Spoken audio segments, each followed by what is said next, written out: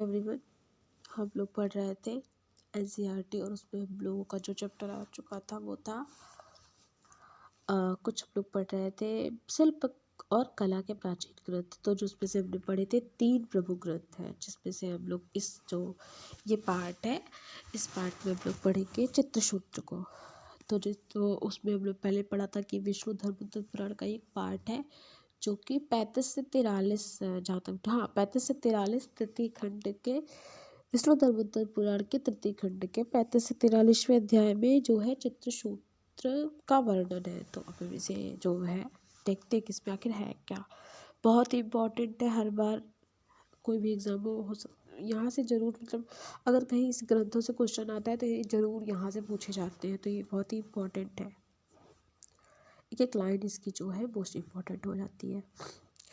विष्णु धर्मोत्तर पुराण के तृतीय खंड में 35वें अध्याय से 43वें मतलब 35 से 43 तक जो लेसन है उनमें जो है चित्रसूत्र प्रकरण है, मतलब चित्रसूत्र के बारे में लिखा हुआ है। यह विवरण संवादात्मक है, मतलब इसमें बातचीत हुई है, संवादात्मक से संवादात्मक बना है, बातचीत हुई है। मार्कंडेय मुनि राजा व्रज की चित्र संबंधी समस्त जिज्ञासाएं पूर्ण करते हैं। इस ग्रंथ का सर्वप्रथम अंग्रेजी में अनुवाद डॉक्टर स्टेला क्रेमिस ने किया। बाद में डॉक्टर आनंद कुमार स्वामी एवं श्री शिवराम मूर्ति ने भी इसका अनुवाद प्रस्तुत किया। डॉक्टर प्रिय बाला शाह ने इसका हिंदी रूपांतरण किया था। तो हम यहाँ पे देखते हैं कि सबसे पहले तो जो है इसका जो विष्णु धर्मोत्तर पुराण के तृतीय खंड के 35वें अध्याय से 43वें अध्याय तक चित्रसूत्र का वर्णन है, और यह एक संवाद है, बातचीत हुई। इसमें किसकी बातचीत हुई है? मार्कंडेय मुनि जो है वो राजा ब्रज की चित्र संबंधी उनकी मन में बातें रहती है, कैसे चित्र बनता है, क्या चित्र का पहले रखा जाएगा, जिज्ञासा शांत करते हैं उनकी। मार्कंडेय मुनि जिज्ञासा शांत करते हैं, किसकी करते हैं? राजा ब्रज की करते हैं।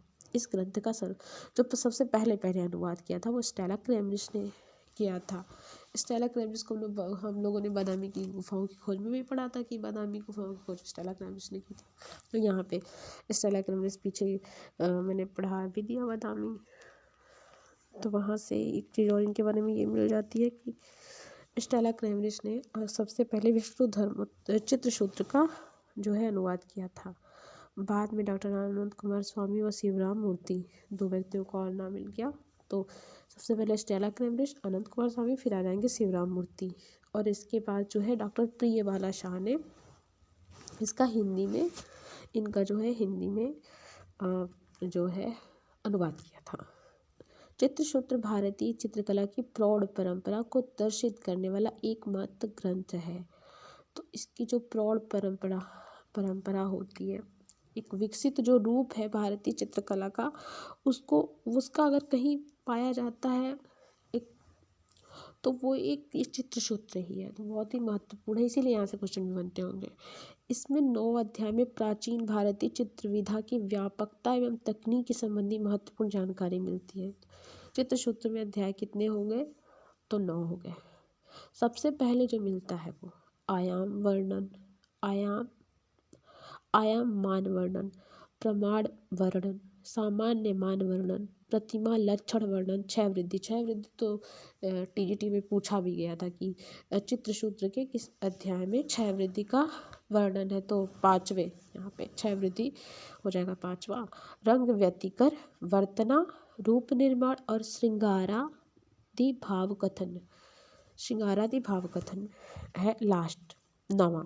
तो प्रथम अध्याय में अब हमने ये तो जान लिया कि चित्रसूत्र में 9 अध्याय हैं, लेकिन उनके अध्यायों के नाम भी हमने जान लिए। आयाम मान वर्णन, प्रमाण वर्णन, सामान्य मान वर्णन, प्रतिमा लक्षण वर्णन, क्षय वृद्धि, रंग व्यतिकर, वर्तना, रूप निर्माण, श्रृंगारादि भाव कथन ये हो गया, 9 हो गए। लेकिन अब इसमें एक चीज़ और है कि उसके अंदर क्या है, तो आगे की जो है उसमें उसके अंदर हम देखते हैं क्या है। प्रथम अध्याय में नृत्यम चित्त परमतम अर्थात नृत्य को परम चित्र मानते हुए मुनि ने हंस, भद्र, मालव्य, रूचक और शशक आदि 5 पुरुषों के लक्षणों की विचार विस्तार से चर्चा की है पहले अध्याय में। द्वितीय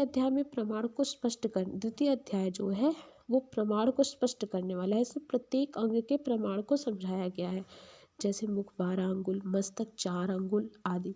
सिर से पांव तक के अनुपात को विस्तार में बताया गया है। इसमें इसके वर्ण वर्ण की भी चर्चा मिलती है। अगला है सामान्य मान संबंधित। इसमें भी अनुपात को स्पष्ट करते हुए बालों व आंखों के बारे में वर्णन किया गया है। चतुर्थ अध्याय देव प्रतिमाओं के लक्षणों से संबंधित है। इसमें प्रतिमाओं के स्वरूप को स्पष्ट किया गया है। पंचम अध्याय में अपने आप में एक विशेष अध्याय है जिसमें चित्रकला के 6 विधि। ये तो बहुत इंपॉर्टेंट है, इसको तो भूलना ही नहीं है, पूछा जा चुका है टीजीटी में। जिसमें चित्रकला के 6 विधि सिद्धांत को स्पष्ट किया गया है। साथ ही आकृति स्थिर व चलायमान कैसे हो सकती है यह भी स्पष्ट किया गया है। छठा अध्याय पूर्णतः प्रविधि से संबंधित है। इस अध्याय में रंगों की बात हुई है। इसमें 5 प्रकार के प्रधान रंग माने गए हैं: श्वेत, पीत, पीला, पल्लीय श्वेत, कृष्ण और नील। हे राजन, इनके अवान्तर भेद तो सैकड़ों हैं। मतलब ये जो हमारे कौन से थे राजा महामुनि, कौन से महामुनि थे, हाँ, जो मार्कंडेय मुनि हैं, वो जो राजा व्रज की जो जिज्ञासाएं शांत कर रहे हैं, मार्कंडेय मुनि राजा व्रज की, तो वो बता रहे हैं कि ये जो अरे रंग तो मतलब जो रंग तो सैकड़ों हैं, ये बता रहे हैं मार्कंडेय मुनि बता रहे हैं राजा व्रज से। सातवें अध्याय चित्रों में वर्गीकरण से, जो 7वां अध्याय है वो चित्रों में वर्गीकरण से आरंभ होता है, जिसमें 4 प्रकार के चित्र कहे हैं: सत्य, वर्णिक, नागर और मिश्र। इनके लक्षण मैं बता रहा हूँ। इनके लक्षणों को बताने के बाद मुनि 3 प्रकार की रेखाओं पत्यवर्तना, आहैरिक वर्तना, सूक्ष्म रेखा, आहैरिक वर्तना मतलब सूक्ष्म रेखा और बिंदु वर्तना की व्याख्या की है। इस प्रकार यह अध्ययन भी स्वयं में अत्यंत महत्वपूर्ण है एवं इसकी विभिन्न विद्वानों ने अलग अलग रूप से व्याख्या की है। 8वां अध्याय देवताओं, ऋषियों, गंधर्वों, दैत्य, दानवों, पिशाच, बौनों, कुबड़े, सेवक व अनेक प्रकार के मानवों व मानवेतर प्राणियों को बनाने की विधि पर प्रकाश डाला गया है। इसी अध्याय में दृश्य व समुद्र के चित्रों की भी व्याख्या मिलती है। 9वां अध्याय रसों की व्याख्या करता है। जो इसका 9वां अध्याय है वो उसमें रस है।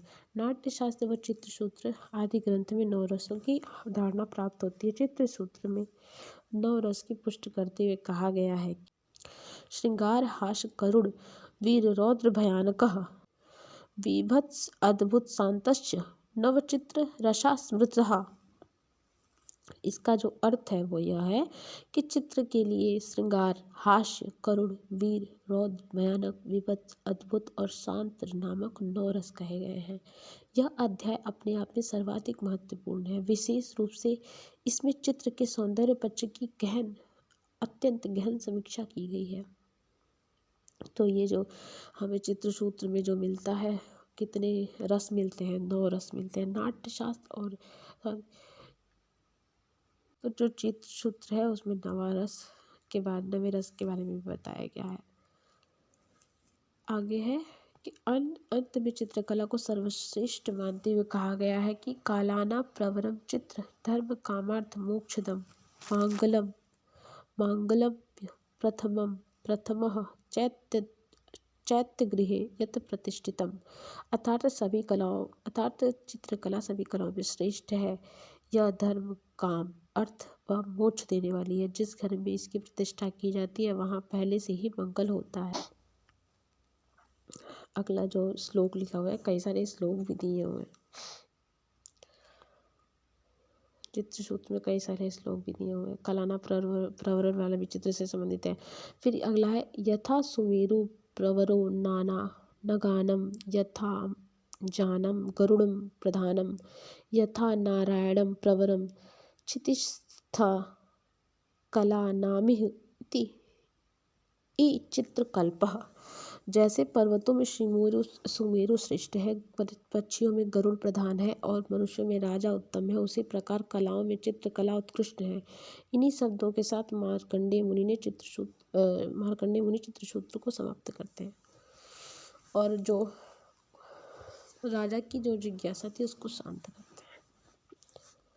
चित्र विधा की जिन प्राविधिक बातों का वर्णन इसमें किया गया है वे प्राचीन भारत के कलात्मक वैभव को प्रस्तुत करती हैं। वे आज भी तर्कसंगत दिखाई देती हैं क्योंकि इनका आधार जो है वैज्ञानिक है।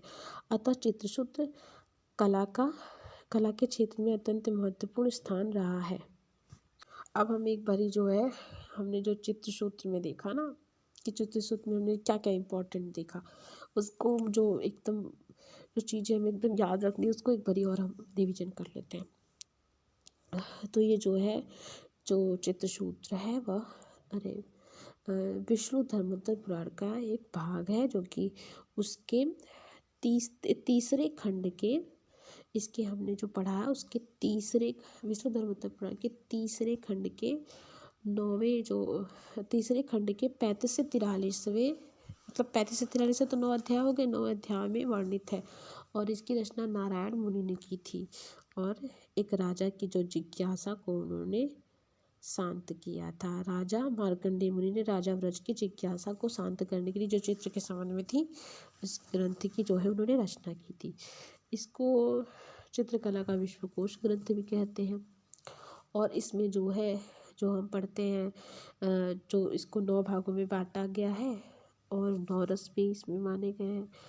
तो इसकी जो हम इस क्रम भी पूछा जाता है इसका, तो क्रम इसको जो है अगला जो है क्रम याद रखना है, क्रम है वो आयाम मान वर्णन सबसे पहले, फिर प्रमाण वर्णन, सामान्य मान वर्णन, प्रतिमा लक्षण वर्णन, क्षय वृद्धि रंग व्यतिकर वर्तना रूप निर्माण और श्रृंगारादि भाव कथन। इतनी चीज़ें हो गई। तो ये था हमारा आज का चैप्टर चित्रसूत्रम। आगे हम लोग जो वीडियो है उसमें सम्रागढ़ सूत्रधार के बारे में पढ़ेंगे। तो keep watching and keep sharing. Thank you.